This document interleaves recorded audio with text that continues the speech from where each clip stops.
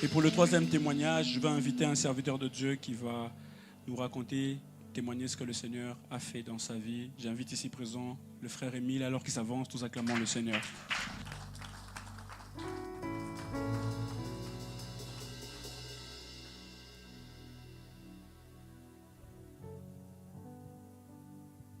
Bonsoir à tous. Je suis vraiment dans la joie d'être là ce soir parce que Dieu a vraiment fait des grandes choses dans ma vie. Et comme l'a dit la sœur Grace, mon âme bénit l'Éternel et je ne veux oublier aucun de ses bienfaits, donc j'ai noté. Dieu a fait des grandes choses dans ma vie. Je reviens rapidement en 2022 où ma femme me dit « Allons au Canada pour redonner une nouvelle chance à notre couple ». En 2020, elle voulait divorcer parce qu'on passait par des moments très difficiles, plus d'intimité, plus d'amitié, plus de communication. C'était vraiment très difficile, chambre à part. Nos amis, nos familles nous disaient « Pourquoi est-ce que vous ne vous séparez pas ?» Et je crois que le moment le plus difficile pour moi a été quand nos enfants même nous ont dit « Papa, maman, pourquoi est-ce que vous ne divorcez pas ?» Parce que vous ne nous entendez pas. Mais Dieu m'avait fait une promesse. Dieu m'avait dit « Émile, je vois les difficultés par lesquelles vous passez. Je vais non seulement vous restaurer en tant que couple, mais je vais également vous utiliser en tant que serviteur. » Quand Dieu fait une promesse, c'est facile, on a la foi. Mais j'ai dû attendre 8 ans pour voir cette promesse se réaliser. Quand ma femme me dit cela, je ne voulais pas venir au Canada. Mais elle m'a dit, si on vient au Canada, si tu acceptes, pendant 1 an, je viendrai dans ton église pour voir si ton Dieu existe. Parce qu'entre-temps, ma femme avait perdu la foi. Je ne voulais pas y aller. Et je vais un jour visiter un frère dans une église, et sa femme qui ne me connaissait pas me dit, Dieu me dit de te dire qu'il voit les difficultés par lesquelles tu passes. Il va restaurer ton couple, et vous allez servir le Seigneur ensemble. Je décide donc de prendre mon visa. Et très rapidement, au bout de quelques semaines, j'ai mon visa. Et je dois venir au Canada. Mais seul problème, je n'ai pas d'argent. Parce que je passais par des moments financiers très, très compliqués. Mais malgré ça, j'ai dit, Seigneur, je te resterai fidèle dans mes dîmes, dans mes offrandes. Il arrivait même que parfois mes enfants n'aient pas à manger. Et ma femme, qui à ce moment-là ne croyait pas en Dieu, me dit, mais tu es complètement fou. Tu ne donnes pas à manger à tes enfants pour honorer ce Dieu qui n'existe pas. La preuve que tu es fou, la preuve que ce Dieu n'existe pas. Mais la preuve que ce Dieu existe et qu'il est fidèle. Je me rappelle un jour, un frère m'appelle et me dit, Dieu me dit de te donner cette somme d'argent. Et c'était une somme très, très conséquente. Une autre fois, une de nos voisines vient à la maison et me dit, Dieu me met à cœur de vous donner telle nourriture pour toi et pour tes enfants. Malgré tout, les difficultés, je continue de servir le Seigneur. Je continue d'avoir foi que sa promesse se réalisera dans notre vie. Un 7 septembre 2023, j'arrive donc au Canada. Mais je n'ai que $300 en poche. Et je devais en avoir 3500. Mais Dieu m'a dit, va, je suis avec toi. Humainement parlant, je me dis, Émile, tu es complètement fou. Mes amis, ma famille me disent, Émile, tu es fou. Tu laisses une femme, 3 enfants. Ma fille avait 5 mois à l'époque. Je vais juste chez ma sœur, je sais que j'ai un canapé, mais je n'ai aucune autre assurance, si ce n'est que Dieu est avec moi. J'arrive donc à l'aéroport. Après 6 heures d'attente à la douane, le douanier me reçoit. Il ne me demande même pas ma preuve de fond. Il tamponne même, il va s'excuser et me dit, tu peux y aller.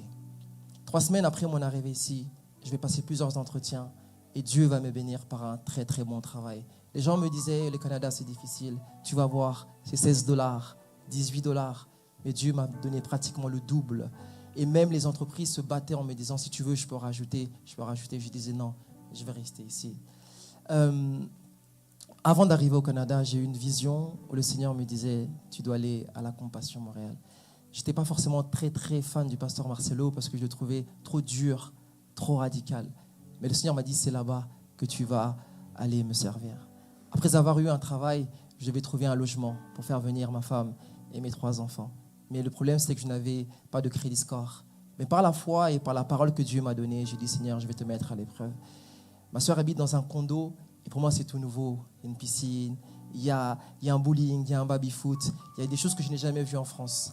Et je dis, Seigneur, parce que tu m'as dit que tu vas me restaurer, je te fais confiance. Je fais une demande pour le condo. Et la première fois, ma demande est refusée. J'ai dit, ce n'est pas grave, c'est Dieu qui a dit. Je fais une deuxième demande. Et parce que c'est Dieu qui a dit, c'est lui qui a ouvert la porte. Je bénis encore son nom pour cela. Après cela, ma femme doit venir. Mais problème, on a une maison en France qu'on doit vendre. Problème de riche, excusez-moi. Mais si on ne vend pas la maison, ma femme ne peut pas venir avec les enfants. Je fais cette prière à Dieu et je dis, Seigneur, aveugle toutes les personnes que tu ne veux pas que nous puissions vendre cette maison.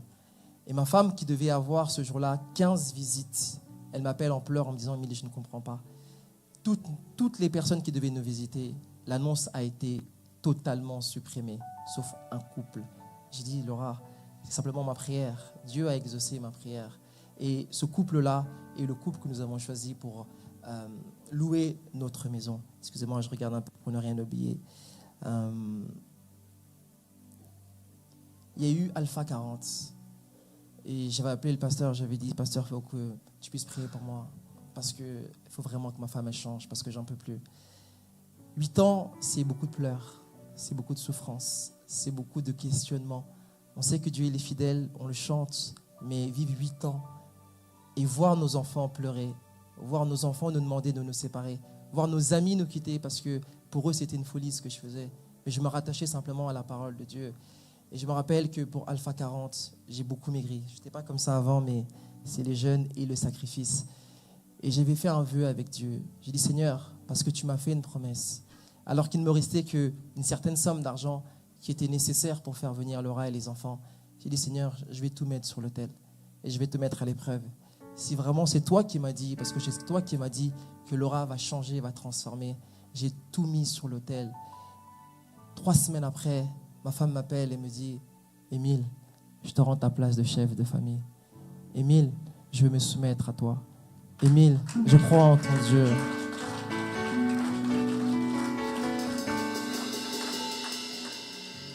J'ai vu Dieu toucher le cœur de ma femme. Là où mes jeûnes, là où mes prières ont contribué. Mais c'est vraiment quand j'ai tout sacrifié ce que j'avais, comme cette veuve-là, devant le tronc, que Dieu a véritablement ouvert la porte. Et ce n'est pas tout. Quand ma femme est arrivée avec les enfants, il fallait qu'elle trouve un travail. Elle avait trouvé un travail, mais du lundi au dimanche, qui ne nous arrangeait pas en termes d'organisation par rapport à notre famille. Mais c'était un bon travail, un poste de manager. Je lui ai dit, t'inquiète pas, Dieu va continuer à ouvrir des portes. J'ai appelé une de mes connaissances et ma femme a non seulement eu un meilleur salaire, mais un travail du lundi au vendredi qui nous permettait d'avoir une meilleure organisation en termes de famille. 3 semaines après cela, ma femme a encore eu une autre promotion. Moi-même, dans mon travail, je suis arrivé et 9 mois après, non seulement j'ai eu une augmentation, mais ils m'ont fait sauter un poste, ce qui ne s'était jamais fait dans cette entreprise. Les gens me disaient, mais qu'est-ce que tu as? C'est bizarre. Pourquoi est-ce que pour toi, les portes sont ouvertes? Pourquoi est-ce que pour toi, ça semble facile?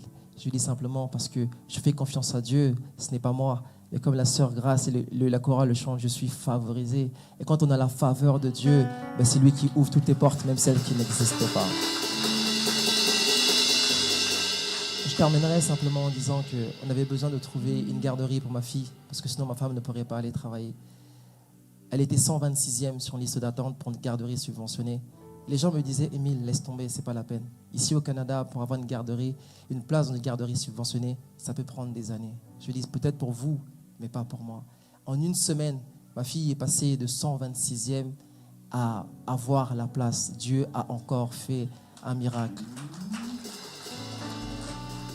Simplement pour terminer, c'est peut-être un petit témoignage pour certaines personnes, mais pour moi c'est un grand témoignage. J'avais demandé à Dieu des écouteurs, parce que j'avais encore les écouteurs à l'ancienne avec les fils. Et on a fait un concours dans mon travail pour élire le meilleur manager. Et j'ai gagné ce concours-là.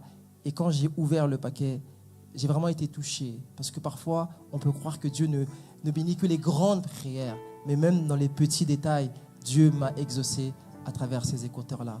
Ce témoignage pour dire que oui, parfois on n'a pas besoin de prier, Dieu va nous bénir. Parfois il faut prier, parfois il faut jeûner. Et certaines bénédictions, on va les recevoir à travers le jeûne. Certaines bénédictions, on va les recevoir à travers l'intercession. Certaines bénédictions, on va les recevoir uniquement à travers la dîme. Certaines bénédictions, on va les recevoir uniquement à travers les offrandes. Et certaines bénédictions, on peut les recevoir que quand on donne son tout sur l'autel. Soyez bénis.